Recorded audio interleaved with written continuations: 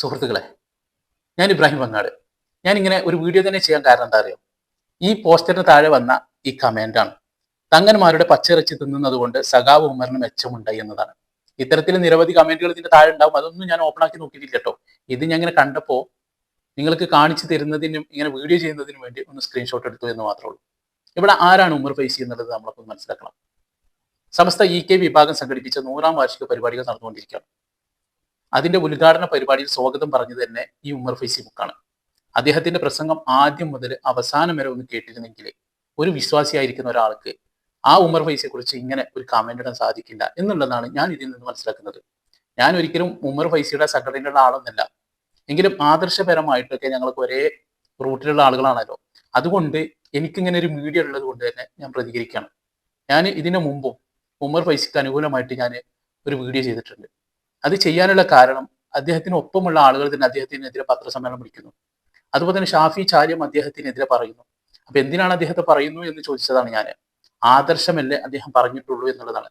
അത് മറ്റുള്ളവർക്ക് എതിരാണെങ്കിൽ അത് തിരുത്തേണ്ടവർ മറ്റുള്ളവരാണ് എന്ന് പറയാൻ വേണ്ടിയിട്ടായിരുന്നു അന്ന് ആ വീഡിയോ ചെയ്തത്. അപ്പൊ അതിന്റെ താഴെ ഒരുപാട് പേര് ഈ എന്തിനാണ് ഓല വിഷയത്തിൽ ഇടപെടുന്നു എന്ന് ചോദിച്ചത്. ഓല വിഷയത്തിൽ ഇടപെട്ടതല്ല, ഞാൻ ആദർശം പറഞ്ഞ ഉമർ ഫൈസിക്കൊപ്പം നിന്നതാണ് എന്നാണ് എനിക്ക് പറയാനുള്ളത്. ഇപ്പോഴും ആ വിഷയത്തിൽ തന്നെയാണ് ഞാൻ ഈ സംസാരിക്കുന്നത്. ഇപ്പോ കുനിയയിൽ നടക്കുന്ന അവരുടെ ഉദ്ഘാടന പരിപാടിയിൽ ഉമർ ഫൈസി ഒരുപാട് കാര്യങ്ങൾ പറഞ്ഞു. സഹാബത്ത് നമ്മിൽ ഏൽപ്പിച്ചതാണ് ഈ പരിശുദ്ധ ദീന്.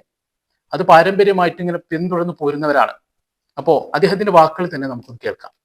എന്നാൽ നമ്മുടെ കേരളത്തെ സംബന്ധിച്ചിടത്തോളം അങ്ങനെ ഒരു ഫിത്തനയും ഉണ്ടായിരുന്നില്ല. സഹാബത്ത് കൊണ്ടുവന്ന ദീനെ ഒരു 14 നൂറ്റാണ്ട് നമ്മൾ എന്താക്കി ഇവിടെ കഴിഞ്ഞുകൂടാൻ അഭിപ്രായ വ്യത്യാസവും ഇല്ലാതെ. പിന്നെ അങ്ങനെയാണ് 1922 ശേഷമാണ് വഹാബി എന്ന് പറയുന്ന പ്രസ്ഥാനം ഉണ്ടായത്. വഹാബികൾ അവരാണ് ഇവിടെ ഫിത്തന ഉണ്ടാക്കിയത്. KM മൗലവിയുടെ നേതൃത്വത്തിലുള്ള വഹാബി സംഘം നമ്മൾക്കിടയിൽ ഫിത്തന ഉണ്ടാക്കി. ആ ഫിത്തന ഉണ്ടാക്കി എന്ന് മാത്രമല്ല, നമ്മളൊക്കെ മുശ്രിക്കുകളാക്കി, ബഹുദൈവ ആരാധകരാക്കി സുന്നികളൊക്കെ.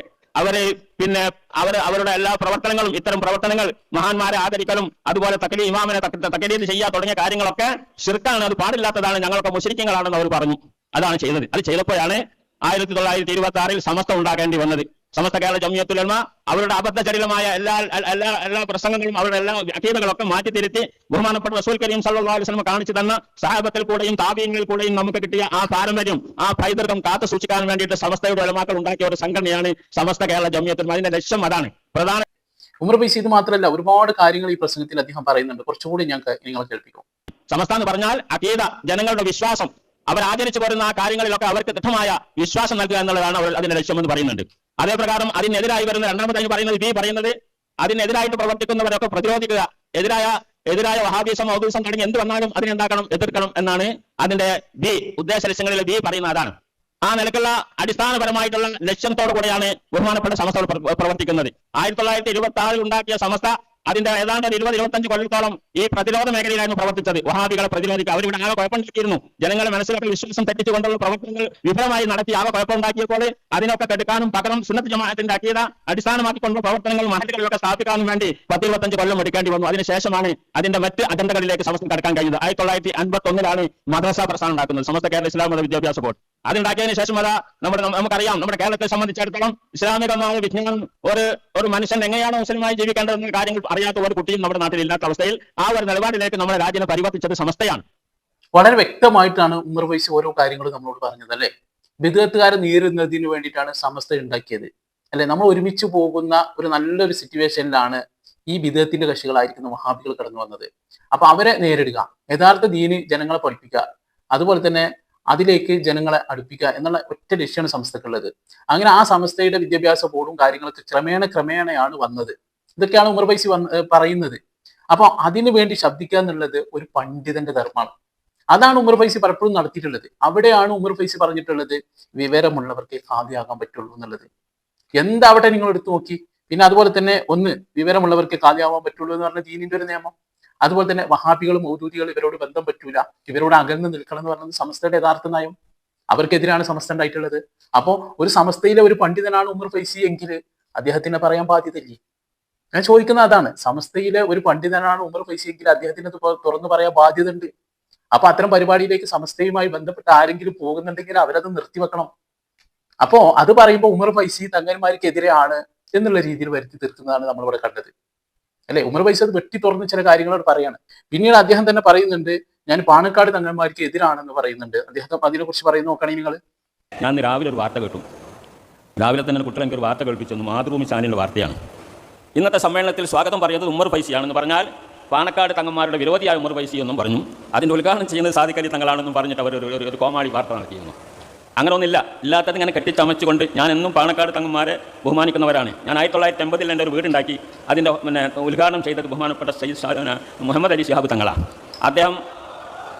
അദ്ദേഹം എനിക്ക് അന്ന് ഒരു പൈസ തന്നിരുന്നു. അത് ഇന്നും എൻ്റെ ബെൽറ്റിലുണ്ട്. അതൊരു വർഗത്തിൻ്റെ പൈസയായിട്ട് ഞാൻ സൂക്ഷിച്ചതാണ്. എനിക്ക് അതിൻ്റെ ഒരു വിശ്വാസമുണ്ട്. അതുകൊണ്ട് അതിന് ശേഷം വലിയ സാമ്പത്തിക ബുദ്ധിമുട്ടൊന്നുമില്ല.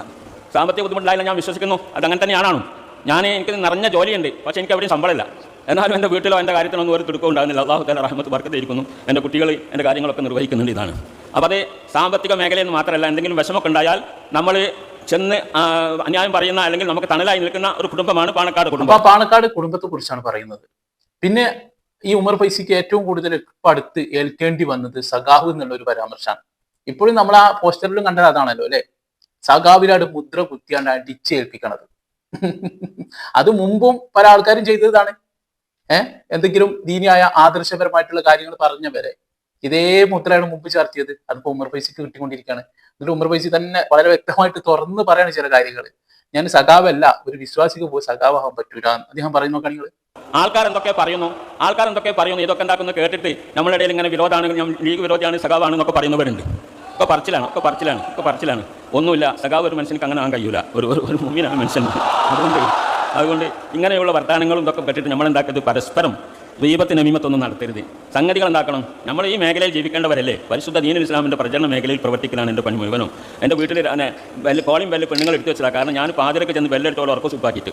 അപ്പോൾ അതുകൊണ്ട് രാവിലെ എണീറ്റ് വന്നിട്ട് എനിക്ക് വേറെ പണിയൊന്നുമില്ല. എനിക്ക് ഈ ദീൻ്റെ മേഖലയിൽ പ്രവർത്തിക്കുന്ന പണി മാത്രമേ ഉള്ളൂ. അതിനൊന്നും ഒരു പ്രതിഫലമാക്കിയുള്ള പണിയല്ല. അള്ളാഹുവിൻ്റെ വചനം വിചാരിച്ച് ഞാൻ ശംസുലുലമയുടെ കൂടെ 20 കൊല്ലം ജീവിച്ചവനാണ്. ശംസുലുലമയുടെ പ്രതിസന്ധി ഘട്ടത്തിൽ എൻ്റെ മതി പറയാനല്ല ഞാൻ പറയുന്നത്. ഞാൻ പറയുന്നത് എന്താ വെച്ചാൽ ഇവിടെ നടക്കുന്ന ഫിത്തനകളെ സംബന്ധിച്ച് പറയാണ്. ഞാനത് വലിയ യോഗ്യനാണെന്ന് പറയാനല്ല. അപ്പം ആ ഫിത്തനകളൊക്കെ ഒരുപാട് നടക്കുന്നുണ്ട്. അതൊക്കെ എന്താക്കണം, ഒന്ന് മാറ്റിയിട്ട് നമ്മളൊക്കെ ദീനിൻ്റെ കുട്ടികളാണ് എന്നാക്കി ചേർന്നുകൊണ്ട് നമ്മളെന്താക്കുക, വിശ്വാസവും പ്രവൃത്തിയൊക്കെ രൂപത്തിലാവണം എന്ന് ഈ അവസരത്തിൽ സാന്ദർഭികമായി പറയാണ്. ഇതൊക്കെ കേട്ടിട്ടും അദ്ദേഹത്തെ വീണ്ടും ആ മുദ്ര ചാർത്തിക്കൊണ്ടിരിക്കുന്നതിന്റെ ഏറ്റവും പിന്നിലെ വലിയ ഉദ്ദേശം എന്താ അറിയാമോ? ഇദ്ദേഹം ആദർശം പറഞ്ഞു എന്നുള്ള ഒറ്റ കാരണമാണ്. ഇദ്ദേഹം ആദർശം പറയാതെ അല്ലെങ്കിൽ മൗനപരമായിട്ടൊക്കെ നിൽക്കുകയാണെങ്കിൽ ഇദ്ദേഹത്തിന് എല്ലാ സ്ഥാനങ്ങളും കിട്ടും. ഇദ്ദേഹത്തിന് സാമ്പത്തികമായിട്ട് അദ്ദേഹം പറഞ്ഞില്ലേ, എനിക്ക് യാതൊന്നുമില്ല, എനിക്ക് ശമ്പളം പോലും ഇല്ല, ഞാൻ ദീനിന് വേണ്ടി പ്രവർത്തിച്ചുകൊണ്ടിരിക്കുകയാണ്, അതുകൊണ്ട് എനിക്ക് യാതൊരു പ്രയാസങ്ങളും ഇല്ല, എൻ്റെ കാര്യങ്ങളൊക്കെ നടന്നു പോകുന്നുണ്ടെന്ന് അദ്ദേഹം പറയുന്നത്. എനിക്കെന്തായാലും ഉമർ ഫൈസിയോട് വളരെ ബഹുമാനം തോന്നിപ്പോയി. എന്തായാലും അദ്ദേഹം വളരെ വ്യക്തമായിട്ട് തന്നെ അതിന്റെ അവസാനത്തിൽ പറയുന്നുണ്ട്, ഈ പരിപാടി കഴിയുമ്പോഴേക്ക് ഏതാണ്ട് 30,000-ലധികം ആളുകൾക്കാണ് അവർ ട്രെയിനിങ് കൊടുത്തുകൊണ്ടിരിക്കുന്നത് ഈ വിഷയത്തിൽ. സുന്നത്തിയമായത് എന്താണ് എന്ന് തന്നെയാണ് സമസ്തയുടെ വേദിയിൽ അവർ പഠിപ്പിക്കാൻ പോകുന്നത് ഇപ്പോൾ. അതുകൊണ്ട് ആ സമസ്തയുടെ 100-ാം വാർഷിക ഇവരുടെ ഈ പരിപാടി കഴിഞ്ഞിറങ്ങുമ്പോഴേക്ക് യഥാർത്ഥ ആദർശം അവര് ആ ആളുകൾക്ക് പറഞ്ഞു കൊടുക്കുമെന്ന് കേൾക്കുമ്പോൾ എന്തൊന്നില്ലാത്ത സന്തോഷം തോന്നിപ്പോവാണ്. എന്തായാലും ആ രീതിയിലാവട്ടെ കാര്യങ്ങൾ. എന്തായാലും ആ രീതിയിൽ തന്നെ മുന്നോട്ട് വരേണ്ടതുണ്ട്. എനിക്ക് ഏറ്റവും സന്തോഷം തോന്നിയൊരു കാര്യം, ഇത്രയൊക്കെ വിമർശനങ്ങൾ ഉണ്ടായിട്ടും ഈ ഉമർ ഫൈസി മുക്കമാണ് അതിന്റെ സ്വാഗതം പറഞ്ഞത്. ഇനി അതിന്റെ സമാപന സമ്മേളനത്തിലെ ആ ലിസ്റ്റ് ഞാൻ നോക്കുമ്പോൾ അതിന്റെ നന്ദി പറയുന്നതും ഈ ഉമർ ഫൈസി മുക്കാണ്. അപ്പൊ ഇദ്ദേഹത്തെ ആരും വില കുറച്ച് കാണിക്കേണ്ട കാര്യമില്ല. ഇദ്ദേഹം ആ പ്രസ്ഥാനത്തിന് വേണ്ടി അവർ സുന്നത്തിയമാത്തിൽ അടിയുറപ്പിച്ച് നിർത്താൻ വേണ്ടിയിട്ട് ശ്രമിച്ചുകൊണ്ടിരിക്കുന്ന ഒരു പണ്ഡിതനാണ്. അതുകൊണ്ട് വിമർശനങ്ങൾ ഉണ്ടാകും.